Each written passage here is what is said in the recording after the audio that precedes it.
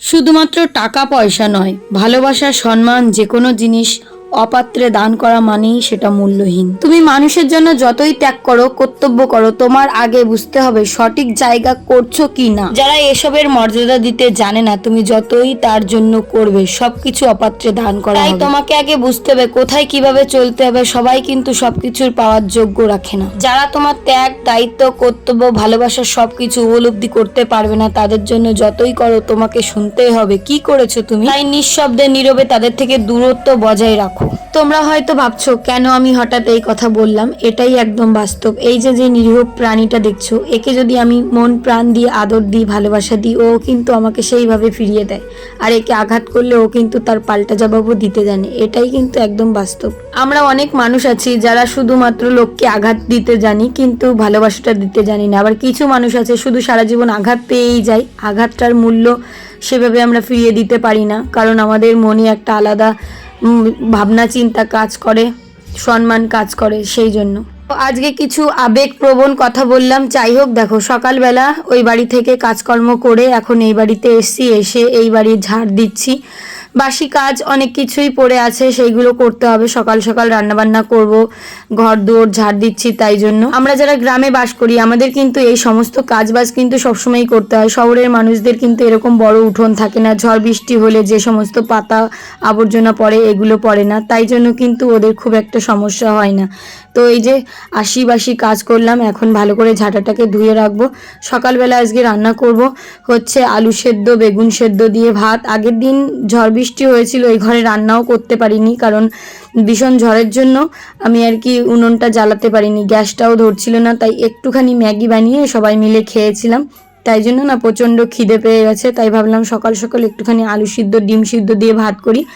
মেয়েটাও মানে খিদের জন্য বেশ একটা ছটফট করছে, আর ওর বাবাও একটু ম্যাগি খেয়েছিল। তিনজনে তিনটা ম্যাগি খেয়ে রাতটা কাটিয়েছি। তাই সকাল সকাল আশিবাসি কাজ করে ভাতের ভিতর আলু সিদ্ধ, ডিম সিদ্ধ, বেগুন সিদ্ধ দিয়ে একদম রান্নাটা সেরে নিচ্ছি। আর এদিকে কিছু বাসন বেঁচেছিল আগের দিনে, তো প্রতিদিন আমি সেই বাসনগুলোকে মেজে রেখে দেওয়ার চেষ্টা করি, কিন্তু কালকে কোনো ক্রমে হয়নি। আর আজকে দেখো সকালবেলা ভাবলাম সিদ্ধ ভাতের সঙ্গে একটু আলু বেগুন তেল দিয়ে মেখে নিই। এইভাবে মাখলে আমার বর তাও সিদ্ধ ভাত পছন্দ করে। আমার বরের ছোটবেলার একটা গল্প বলি, ও না প্রায় আমাকে বলতো আমাদের বাড়ি প্রতিদিন সকালে সিদ্ধ ভাত হয়, কিন্তু এখন যেন তো এই সিদ্ধ ভাতটা ওর যেন কাল হয়ে দাঁড়িয়েছে। বলে কি সিদ্ধ ভাত নাকি কোনো খাবারের খাতায় পড়ে না, কিন্তু ছোটবেলা থেকে যে খাবারটা খেয়ে বড় হয়েছে সেইটাকেই এখন অপমান করে। মানে কি আর বলবো। যাই হোক, দেখো ওই ঘরের থেকে খাওয়া দাওয়া সেরে, রান্নাবান্না সেরে, ঘরটর মুছে এখন পুজোটা সেরে নিলাম। এখন আর কি রেডি হব, বাবার বাড়ি যাব জামাই ষষ্ঠী উপলক্ষে। তো তাই জন্য দেখো ফট করে রেডি হয়ে গেলাম। তো এই কুর্তিটা নতুন আমি কিনেছিলাম মিশো থেকে, তো এই কুর্তিটাই পরে নিলাম। আর কেমন লাগছে বলো, গরম তো খুব পড়েছে, মানে ভীষণ গরম। আমাদের এই যে বেরোতে বেরোতে 12:30 বেজে গেছে, কখন পৌঁছাবো জানি না, অনেকটা দূর হচ্ছে আমার বাবার বাড়ি। তো চলো যাওয়া যাক। কোথায় যাবা? দিদুন বাড়ি। কতদিন পরে যাচ্ছ? কি সুন্দর ড্রেসটা পরেছে, এই প্যান্টটা উঠাও বাবা। এই যে আমার বড় রেডি হয়ে গেছে। গরম গরম না বাবা। বাইকে বেরোলে দুগ্গা দুগ্গা করে বেরিয়ে পড়লাম। আমাদের বাড়ির দূরত্বটা কিন্তু 1 ঘন্টা 20 মিনিট লাগে বাইকে যাই, তাই এতটা টাইম লাগে। আর বাসে করে গেলে তো 3.5 ঘন্টা লাগে। 3টে বাস পাল্টাতে হয়, মানে 2টো বাস পাল্টাতে হয় আর একটা টোটো। তো যাই হোক চলো যাওয়া যাক। অনেক দিন পরে বাবার বাড়ি যাচ্ছি। মার শরীর খুব খারাপ ছিল, মার হাঁটুতে প্রচণ্ড ব্যথা হয়েছিল, সেই ব্যথার জন্য ফিজিওথেরাপি করা লেগেছে আর কি। তাও আমি না দেখতে যেতে পারিনি, ভোট তারপরে বোনের বাড়ি ছিল, সেই জন্য। যাই হোক এতদিন পরে যাচ্ছি। তো মিষ্টির দোকানে ঢুকলাম, তো ওখান থেকে নিয়ে নিলাম একটুখানি মাজা। এতটা জার্নি করছি দেখে আমাদের প্রচণ্ড পরিমাণে গলা শুকিয়ে গেছে। মেয়েটাকে একটা সুড়সুড়ি কিনে দিলাম, তারপরে আমরা একটু কোল্ড ড্রিঙ্কস খেয়ে ওখান থেকে বেরিয়ে পড়লাম। আর এটা হচ্ছে সুমিদের বাড়ি। তো আমার মেয়ে সুমির খুব বড় ভক্ত, মানে সুমির লাইফস্টাইল যে ব্লগ করে না, তো খুব ভাইরাল, তাই জন্য ওদের বাড়িটা দেখে আমার মেয়েটা এক্সাইটেড হয়ে যাচ্ছে। তো এই যে দেখো বাড়িতে ঢুকে গেলাম, আর মাকে দেখে খুব খুশি হচ্ছে। মা বলছে তুই তো আসিসনি বাবা। আমি তো বললাম যে কি আর করা যাবে মা, তোমাকে দেখতে চাইছিলাম কিন্তু কিন্তু ভোট এলো, তারপরে রেমাল ঝড়ে ঘর টর ভেঙে গেল, এই জন্য না আসতেও পারিনি। তো ঠাকুমাকেও বলছি ঠাকুমা কেমন আছো, তো এই যে দেখো আমার ঠাকুমা ভীষণ বয়স হয়ে গেছে, ঠাকুমার শরীর বেশি একটা ভালো যায় না।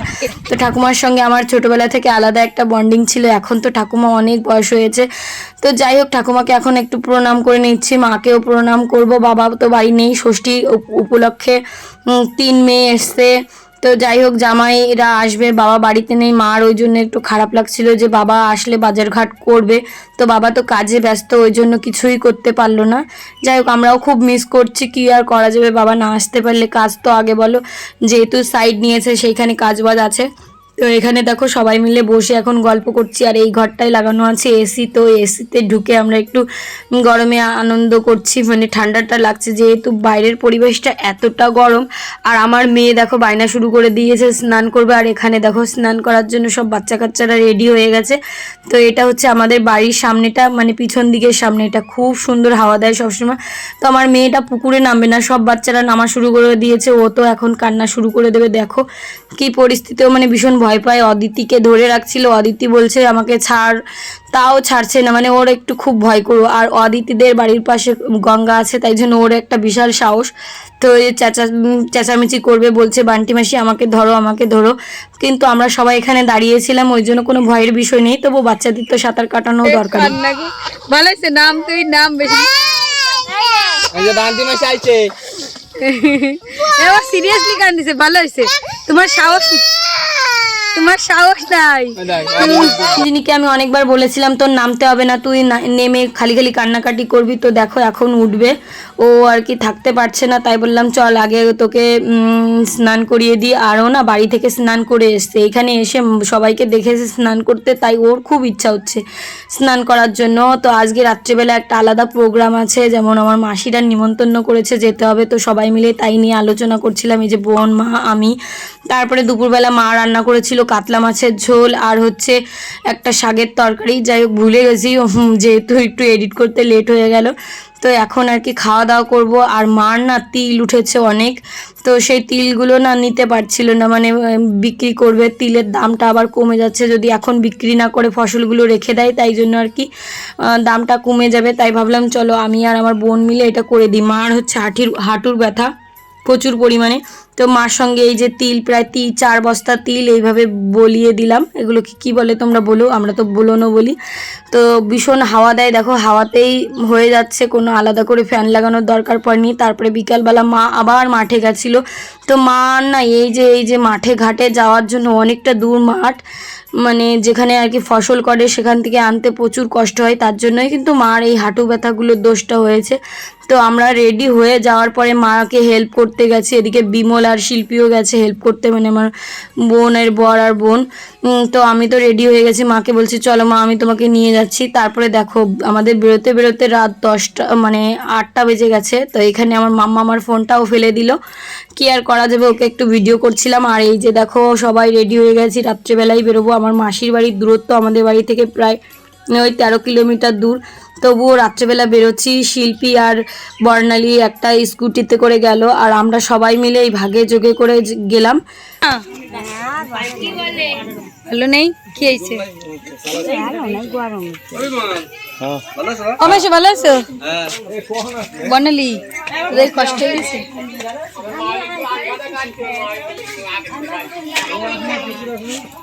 বিড়াল কই? কি করবি বিড়াল দিয়ে?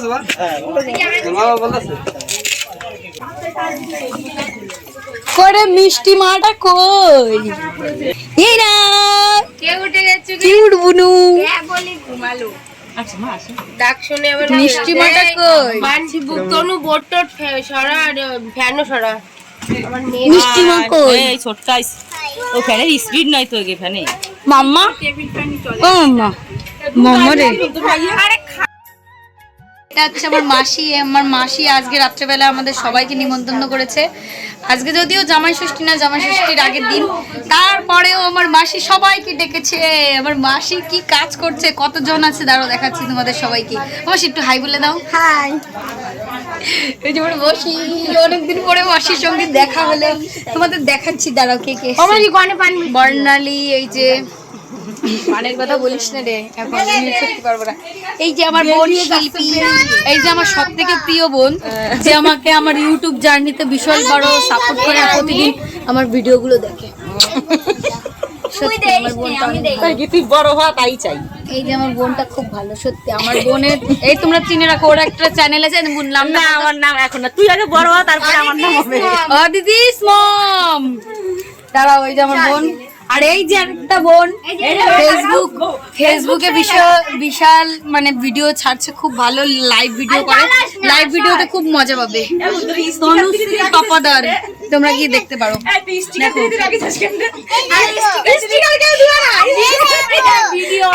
এখানে মাসি এনেছে দুটো হাঁস, মানে এক একটা বড় বড় হাঁস আছে না, সেই হাঁসগুলো। তো দুটো হাঁসে এখানে প্রায় 5 কিলো মাংস হবে, যেহেতু অনেক লোকজন। তো মাসি বলছে কি যে বাবা আমার তো খুব কষ্ট হয়ে গেছে। তো আমি বললাম কি মাসি আমি চলো মাংসগুলো রান্না করি। আর এত গরম পড়েছে, মাসি সেই সকালবেলা থেকে এই তোড়জোড় শুরু করেছে, আমাদের সবাইকে নিমন্ত্রণ করেছে, বুঝেছো তো, অনেক মানুষের রান্না বান্না। তো আমি বললাম কি চলো মাসি তাহলে আমি একটু করে দিই, তারপরে মাসির সঙ্গে হাতে হাতে কাজ লাগাবো। তো হাঁসের মাংসটা দেখিয়ে দিলাম, আর মাসি আয়োজন করেছে পটল চিংড়ির আর ডাল, আর সঙ্গে পোলট্রির মুরগি। তো মাসি তো যেহেতু কাজকর্ম করেছে, তাই মাসিকে একটুখানি রেস্টে দেওয়াটাই ভালো। মাসিও নিজে থেকেও বলছিল, আর মার তো অবস্থা খুব খারাপ, মাকে ডাক্তার বারণই করে দিয়েছে উনুনের পাড়ে বসে রান্নাবান্না করার জন্য, যেহেতু পা ভাঁজ করে কিছু করা যাবে না, না হলে এই সব দায়িত্বগুলো কিন্তু আমার মা খুব ভালো নিত। তো দেখো এই যে গরমে আমার অবস্থা কি অবস্থা হয়ে গেছে, পুরো ঘেমে টেমে জল হয়ে যাচ্ছি। মাসি তাই দেখে বললো কি তুই পটল চিংড়িটা রান্না করে তারপরে উঠে যা, আমিই করে দিচ্ছি। তারপরেও ভাবলাম কি না আমি করি, কিন্তু মাসি কোনো মতে আমাকে করতে দিল না। তারপরে ভাবলাম চলো এই রান্নাটা সেরে আমি এখন উঠবো, উঠে একটু সব বোনদের সঙ্গে গল্প করি, কারণ এদের সঙ্গে তো আমার সবসময় দেখা হয় না, ওই বছরে একবার যদি সবাই মিলে এক জায়গা হই তাও কোনো ভাগ্যক্রমে। তার জন্য কিন্তু খুব এক্সাইটেড লাগছিল, এই বেশ ভালোই লাগছিল। আর আমার দিদা দেখো কত বয়স হয়ে গেছে, এই বয়স্ক মানুষগুলোর জন্য আমার সবসময়ের জন্য কিন্তু খুব পরাণ পড়ে। তো এটা হচ্ছে আমার মামার মেয়ে, ওরা গেছিলো, তো তোমরা দেখেছো আমার বাড়িতে ঘুরতে। এই যে আমার বোন, আমরা তারপরে রাত্রেবেলা আর কি বেরোলাম বাইরে খাওয়া দাওয়ার পরে ঘুরতে, সবাই এক একটা করে পান খেতে খেতে। আর এইদিকে আমি আমার বরের কাছে বায়না করলাম যে তুমি আমার দেখো তো একটু কোলে নিতে পারো নাকি। তো বলছে কি আমি পারবো তোমাকে কোলে নিতে, খাওয়া দাওয়া করে না সবারই এনার্জি লস হয়ে গেছে। তো ওই যে দেখো আমাকে এখন তুলবে কোলে, তোমরা দেখতে থাকো কি করে। তো এই যে সকালবেলা থেকে আমরা কিন্তু এই যে তোড়জোড় করে বাড়ি থেকে বেরিয়ে কাজকর্ম করে বাড়িতে কিছু খাওয়া দাওয়া করে মাসি বাড়ি এসছি। আসার পর এই যে আমার বর আবার দিদার কোলে বসে পড়ছে, আমি বলছি শিগগিরই ওঠো আমার দিদার কোল থেকে। আর আমার বরের সঙ্গে না দিদার একটা আলাদা সম্পর্ক, খুব মানে আমার দিদা আমার বরকে খুব ভালোবাসে, সব জামাইদেরই ভালোবাসে নাতি জামাইদের, কিন্তু এক একজন থাকেন এক একজনের সাথে একটা আলাদা সম্পর্ক থাকে, সেই একটা ব্যাপার। তো এই যে আমি বলছিলাম ওঠো, তো উঠছে না, তাই নিয়ে একটু মস্করা হচ্ছিল যে না আমার নাতি জামাই কোলে বসবে। যাই হোক চলো বন্ধুরা, আজকের ব্লগটা কেমন লাগলো অবশ্যই কমেন্ট করে জানিও, যদি ভালো লাগে লাইক করো, চ্যানেলটা সাবস্ক্রাইব করতে ভুলো না। সবাইকে টাটা, দেখা হচ্ছে আর একটি সুন্দর ব্লগ নিয়ে।